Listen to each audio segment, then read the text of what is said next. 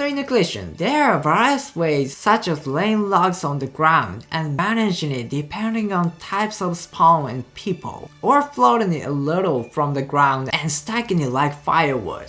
The common thing is not to dry them.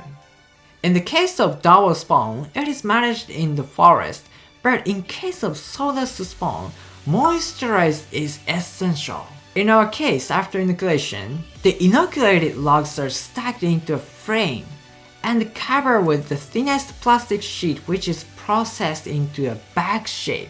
We moisturize the logs in that way. As an ideal environment, no wind, lower temperature, enough oxygen, darkness. No wind is to prevent drying. Lower temperature is to slowly spread the shiitake mycelia in the log. Enough oxygen is because it requires breathing like humans. For some reason, the darkness causes the mycelia to grow faster, but it is not a problem even if it cannot be dark.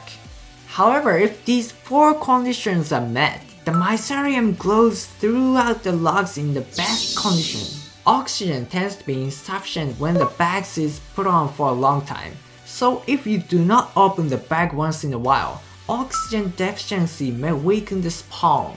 But I think it is hard to cover them completely, so I don't think it is necessary to be so nervous. To describe these 4 environments in one word, it is a burn. Any method is okay as long as you can reproduce the environment of the burn.